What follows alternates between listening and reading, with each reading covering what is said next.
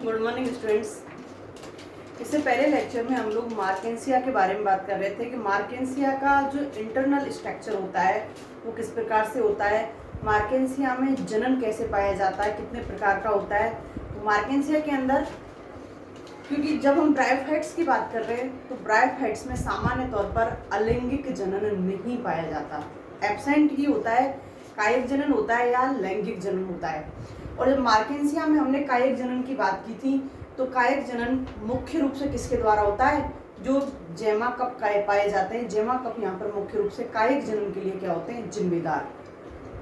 Next बात करते हैं हम लैंगिक जनन की। तो लैंगिक जनन में यहाँ जो लैंगिक जनन पाया जाता है, लैंगिक जनन विषम युग्मकी प्रकार का होता है। लैंगिक जनन जो होता है वो क्या होता है, विषम युग्मकी प्रकार का। जब यहाँ पर विषम युग्मकी प्रकार का लैंगिक जनन पाया जा रहा है और मार्केंसिया एक लिंगाश्रयी होता है, तो यहाँ नर और मादा जो थैलस होते हैं वो अलग अलग उपस्थित होंगे, या फिर कहें कि जो नर संरचना होती है वो थैलस अलग थैलस पर होगी और जो मादा संरचना होती है वो कहाँ होगी, अलग थैलस पर। तो यहाँ पर जो नर संरचना का निर्माण होता है थैलस की अपाक्ष सतह पर होता है, डोर्सल सतह पर होता है। अपाक्ष सतह पर नर थैलस का होगा, अपाक्ष सतह पर ही मादा संरचना का निर्माण होगा और अपाक्ष सतह पर ही नर संरचना का निर्माण होगा। नर संरचना कहलाती है पोधानी धर। यहाँ पर जो नर संरचना होती है वो क्या कहलाती है, पोधानी धर कहलाती है। नर संरचना पोधानी धर कहलाती है। इस पोधानी धर में यहाँ पुंगरुओं का निर्माण होता है। तो यहाँ इधर देखते हैं जो डायग्राम बना हुआ है मेल थैलस का, और मेल थैलस के ऊपर यहाँ पर छतरी नुमा संरचनाएं प्रेजेंट है। मेल थैलस पर छतरी नुमा संरचनाएं प्रेजेंट है। यहाँ ये जो छतरी नुमा संरचनाएं दिखाई दे रही हैं, ये छतरी नुमा संरचना क्या है, पोधानी धर। पोधानी धर, ये छतरी नुमा संरचना ही पोधानी धर होती है। यहाँ इसके अंदर व्रंत पाया जाता है जो लगभग 3 सेंटीमीटर लंबा होता है, व्रंत उपस्थित होता है। और व्रंत का ऊपरी भाग कैसा हो जाता है, छतरी के समान गोल हो जाता है। और यहाँ जो छतरी के समान गोल भाग है ऊपर वाला, जिसको हम कह रहे हैं मेल रिसेप्टिकल, इस मेल रिसेप्टिकल पर पोर उपस्थित होते हैं। पोर कहें या ऑस्टियोल, पोर या ऑस्टियोल उपस्थित होते हैं। ये पोर ऑस्टियोल बाहर की ओर तो वातावरण में खुलते हैं, बाहर की ओर तो ये वातावरण में खुलते हैं, लेकिन अंदर की ओर एक फ्लास्क नुमा संरचना होती है। फ्लास्क नुमा संरचना होती है और ये फ्लास्क नुमा संरचना क्या होती है, पोधानी। क्योंकि मेल पार्ट की बात कर रहे हैं और मेल पार्ट की बात कर रहे हैं तो यहाँ पर पोधानी धर के अंदर क्या उपस्थित होती है, पोधानी। पुंगरुओं का निर्माण होगा तो पुंगरुओं का निर्माण कहाँ होता है, पोधानी के अंदर। तो यहाँ पर फ्लास्क नुमा संरचना अंदर की तरफ पोधानी होती है, जो ऑस्टियोल के द्वारा बाहर की ओर वातावरण में खुलती है। तो यहाँ जो छतरी नुमा संरचनाएं दिखाई दे रही हैं, इन छतरी नुमा संरचनाओं में नीचे की ओर क्या उपस्थित होती हैं, पोधानियां उपस्थित होती हैं। तो यहाँ जो मेल थैलस है इसकी अपाक्ष सतह पर यहाँ पोधानी धरों का निर्माण होता है, जो व्रंत नुमा संरचनाएं होती हैं ऊपर से कैसी होती हैं, छतरी के समान होती हैं। अब इन पोधानी धरों का निर्माण होता किस प्रकार से है और पोधानी धरों में पोधानी का डेवलपमेंट किस प्रकार से होता है, तो बात करते हैं पोधानी के डेवलपमेंट।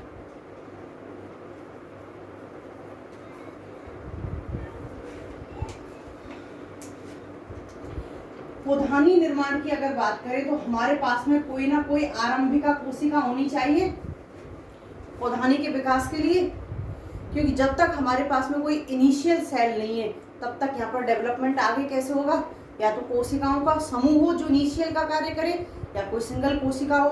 तो मार्केंसिया में एक सिंगल कोशिका एंथेरिडियल इनिशियल कहलाती है, आकार में वृद्धि करती है और आकार में वृद्धि करने में यहाँ फर्स्ट अनुप्रस्थ विभाजन होता है। यहाँ फर्स्ट अनुप्रस्थ विभाजन होगा और अनुप्रस्थ विभाजन से बाहर की तरफ आउटर सेल बन जाएगी और अंदर की तरफ क्या बन जाएगी, बेसल सेल।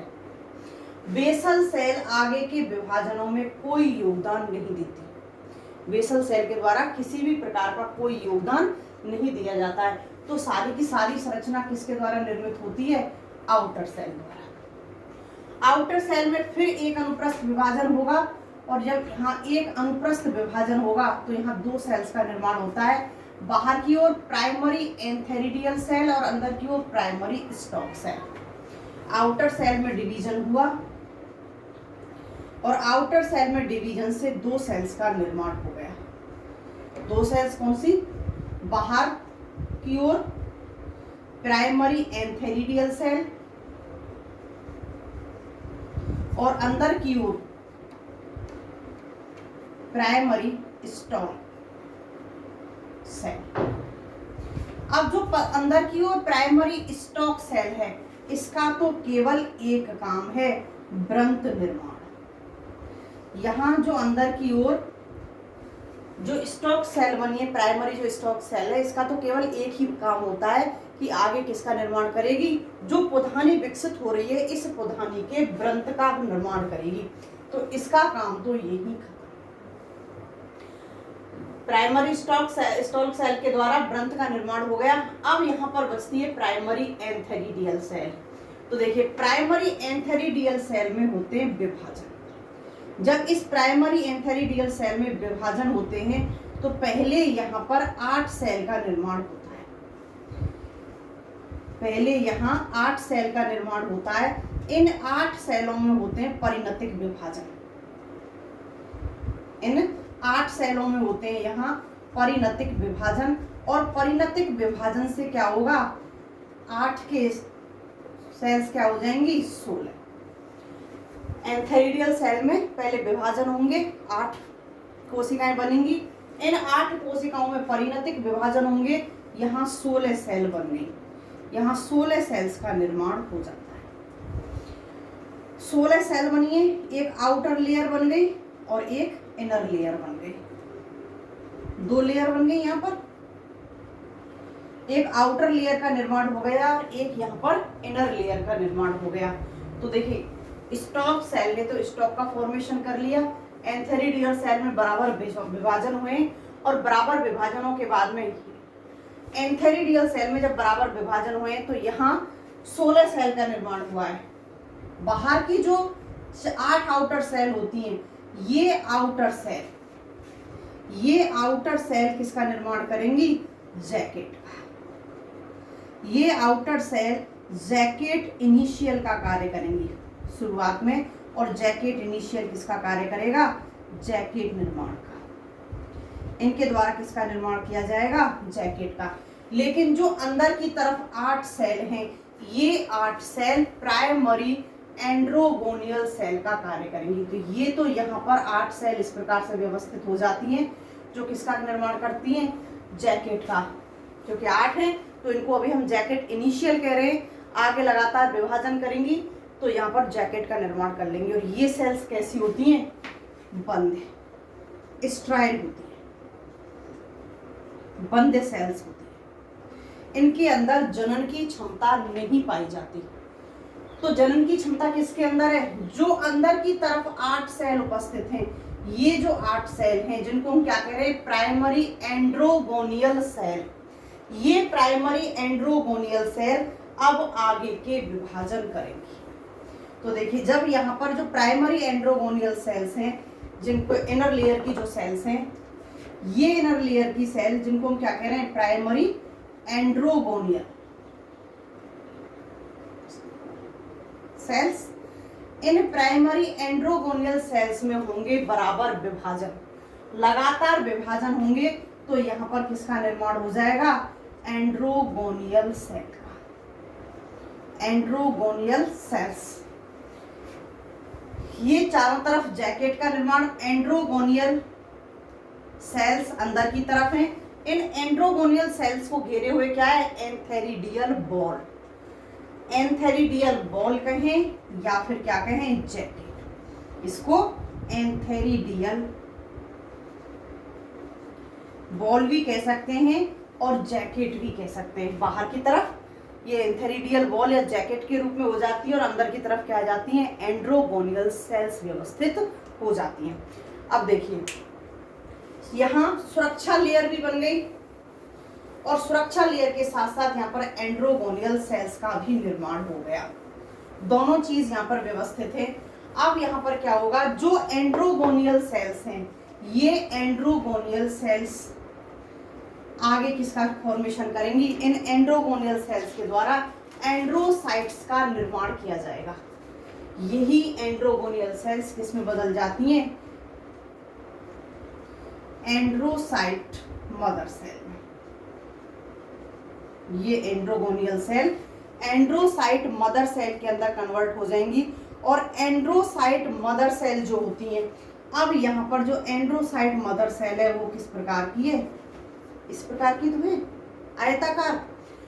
यहाँ इनमें होते हैं त्रिर्यक विभाजन। एक कोशिका होती है, एक कोशिका से यहाँ पर किसका निर्माण हो जाता है, दो कोशिकाओं का निर्माण हो जाता है। एक कोशिका से यहाँ त्रिभुजाकार दो कोशिकाओं का निर्माण हो जाता है। इनमें होता है अब कायांतरण।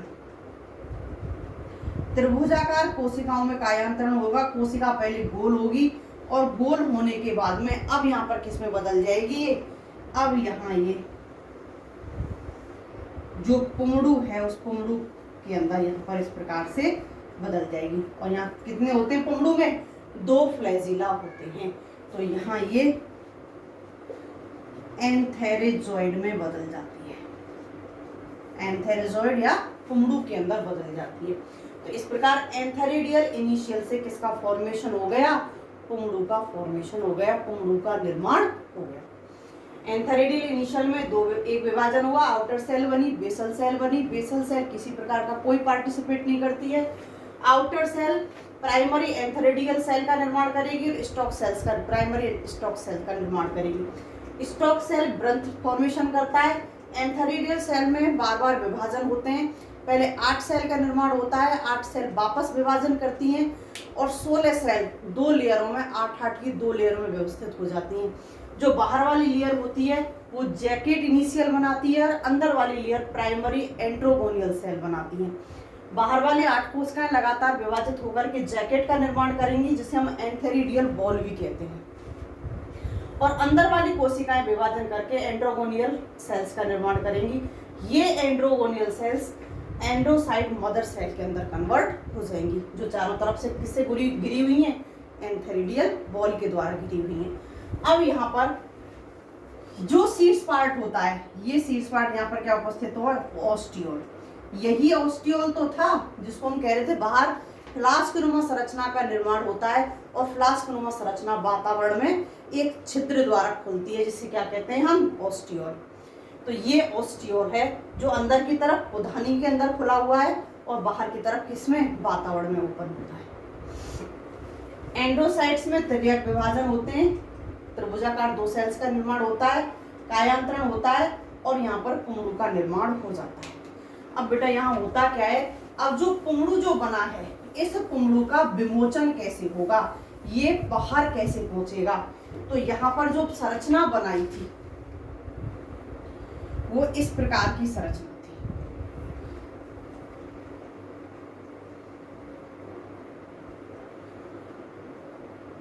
ये क्या है, रिसेप्टिकल डिस्क। इस रिसेप्टिकल डिस्क पर ऊपर ऑस्टियोल उपस्थित होते हैं और साथ ही साथ ये होती है अवतल।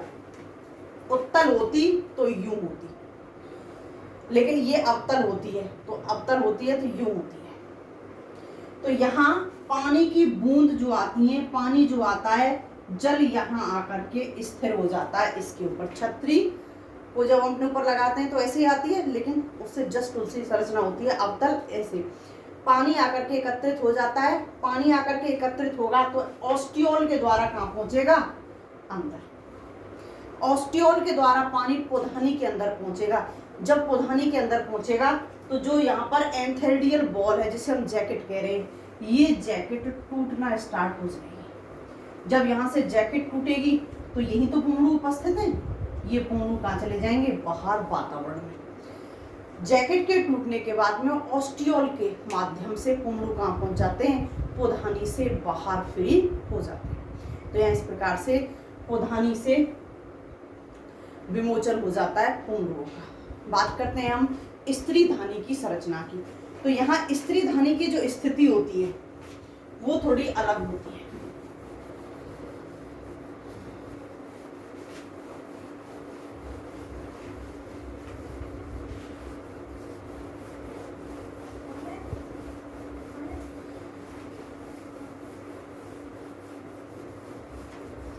स्त्री धानी की अगर हम संरचना की बात करें तो यहाँ जो छत्रीनुमा संरचना होती है वो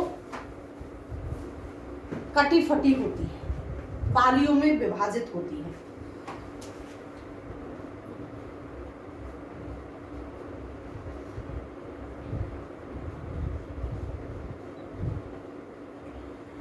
स्त्री धानी का निर्माण कहाँ होगा, थैलस की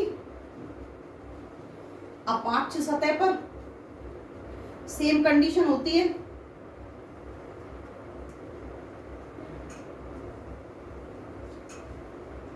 नीचे राइजोइड, ये मिडरिफ। तो यहां जब स्त्री धानी का विकास होगा तो स्त्री धानी पोधानी की तरह यहाँ पर रिसेप्टिकल डिस्क नहीं पाई जाती, यहाँ इस प्रकार से कटी फटी संरचना पाई जाती है, झालरदार। यहाँ कटी फटी संरचना पाई जाती है, झालरदार पाई जाती है। ये जो संरचना है, ये जो डिस्क है, ये जो डिस्क है, ये डिस्क 8 पालियों से निर्मित होती है। 8 पालियां उपस्थित होती हैं। यहाँ 1 2 3 4 5 6 7 और 8, ये 8 पालियों से निर्मित होती है। अब यहाँ पर जो एक पाली इस प्रकार से उपस्थित है, इस एक पाली के अंदर, एक पाली में लगभग 15 स्त्री धानी उपस्थित होती है। 15 स्त्री धानी उपस्थित होती है। सेम संरचना होती है पोधानी के समान। पोधानी के समान अपाक्ष सतह पर निर्माण होगा स्त्री धानी का भी। यहाँ स्त्री धानी, ये जो संरचना है ये क्या कहलाएगी, यहाँ पर स्त्री धानी धर। ये जो संरचना है स्त्री धानी धर कहलाती है। स्त्री धानी धर कैसी होती है, व्रंतनुमा संरचना होती है, लंबा व्रंत पाया जाता है और व्रंत का ऊपरी पार्ट कैसा होता है, झालरदार डिस्क नुमा होता है। झालरदार डिस्क नुमा होता है। इस डिस्क में 8 पालियां उपस्थित होती हैं और प्रत्येक पाली में लगभग यहाँ पर 15 स्त्री धानियां उपस्थित होती हैं और इस पूरे के पूरे पार्ट को कवर किए हुए यहाँ सहपत्र पाए जाते हैं। स्त्री धानी दर को चारों तरफ से घेरे हुए क्या पाए जाते हैं, सहपत्र उपस्थित होते हैं। एक सुरक्षा आवरण पाया जाता है जिन्हें हम क्या कह रहे हैं, सहपत्र। और ये सहपत्र परिलिंग धानी कहलाते हैं। सहपत्र यहाँ क्या कहलाते हैं, परिलिंग धानी। परिलिंग धानी कहलाते हैं। ये चारों तरफ से जो स्त्री धानी धर होता है, स्त्री धानी धर को घेरे हुए पाए जाते हैं। अब यहाँ पर प्रत्येक स्त्री धानी की संरचना अगर देखें तो स्त्री धानी की संरचना को हम एक पाली के रूप में देखेंगे। यहाँ एक पाली को अगर हम लेकर चलें तो यहाँ स्त्री धानी किस प्रकार से एक पाली के ऊपर उपस्थित होते हैं।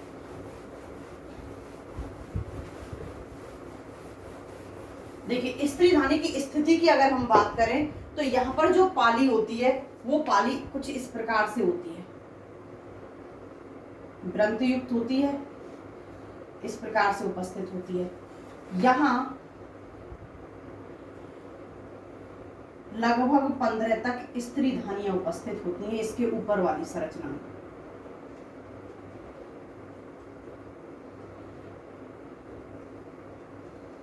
लगभग 15 तक स्त्री धानियां उपस्थित होती हैं। ये क्या है, स्त्री धानी। ये वो अवस्था है जब तक इसका निषेचन नहीं हुआ। स्त्री धानी का निषेचन नहीं हुआ तब तक तो स्त्री धानी इस प्रकार से प्रेजेंट होती हैं। किसके ऊपर, जो डिस्क होती हैं उन डिस्क के ऊपर की तरफ। लेकिन जैसे ही निषेचन की प्रक्रिया होगी, निषेचन पीछे होगा, पहले स्त्रीधानी की स्थिति है वो क्या हो जाएगी, चेंज कैसे होगी, अब यहाँ पर सेल्स वृद्धि करना स्टार्ट कर देंगी। जब यहाँ पर सेल्स वृद्धि करेंगी तो जो नीचे वाली हैं यहाँ वृद्धि अधिक होगी, नीचे वाले भाग की वृद्धि अधिक होती है और ऊपर वाले भाग की वृद्धि क्या होगी, कम। यहाँ जो सेल्स होती हैं ये वृद्धि कम करती है, यहाँ कम वृद्धि होती है। तो अब यहाँ पर क्या होगा, जो फ्लैट था एकदम से इस प्रकार से वो फ्लैट था, ये क्या है, ऐसे होना स्टार्ट हो जाएगा। क्यों? क्योंकि नीचे की सेल्स लगातार वृद्धि कर रही हैं, ऊपर की सेल कम वृद्धि कर रही हैं, तो नीचे वाला जो हिस्सा है ये हिस्सा अंदर की ओर धंसना स्टार्ट कर देगा। जब ये हिस्सा अंदर की ओर धंसेगा तो ऊपर वाला हिस्सा कैसा हो जाएगा, ऐसे अधर हो जाएगा। तो ऊपर वाला हिस्सा जब अधर होगा, लगातार यहाँ वृद्धि हो रही है, तो ये अपनी जगह से नहीं घूमती है, स्त्रीधानी अपना स्थान परिवर्तित नहीं करती है। परिवर्तित कौन कर रही है, वो सतह जिस पर स्त्रीधानी अटैच है। यहाँ सतह में परिवर्तन होता है, सतह की सेल्स लगातार बढ़ रही हैं, सतह लगातार बढ़ रही है, स्त्रीधानी उस सतह से जुड़ी हुई है और उसकी वजह से यहाँ पर स्त्रीधानी की स्थिति में क्या होगा, परिवर्तन। तो देखिए यहाँ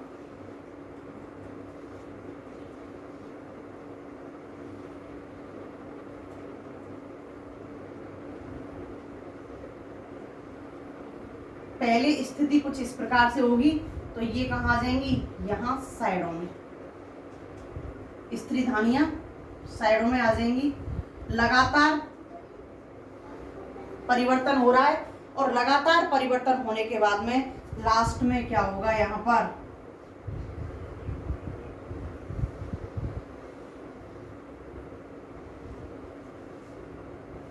स्त्रीधानियां उल्टी लटकी हुई प्रतीत होंगी, स्त्रीधानियां यहाँ पर उल्टी लटकी हुई प्रतीत होंगी। तो ये क्या है, स्त्रीधानी।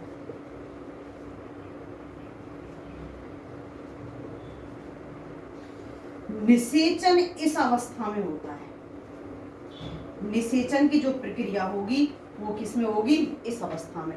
यहाँ इस अवस्था में निषेचन नहीं होता है। तो यहाँ लगातार वृद्धि हो रही है, लगातार इसमें इस तरह से उठाव, ऊपर वाला पार्ट ऊपर की तरफ और अंदर नीचे वाला पार्ट अंदर की तरफ धंसता हुआ जा रहा है। तो ये स्त्रीधानी जो ऊपर की सतह पर उपस्थित थी वो लगातार कहाँ पहुंच गई, ऊपर वाली सतह के मूव करने की वजह से नीचे की ओर। अब कैसे लटकी हुई है, उल्टी। यहाँ उल्टी लटकी हुई प्रतीत होती है कि जैसे ये उल्टी लटकी हुई है।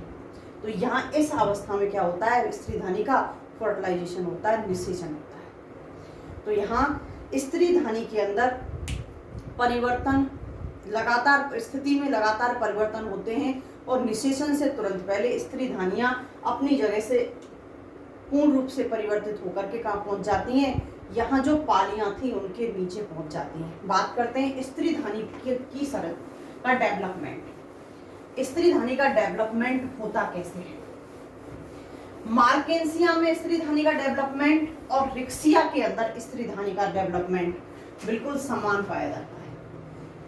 हमने जो रिक्सिया में पढ़ा था वही सेम कैसा होता है, मार्केंसिया,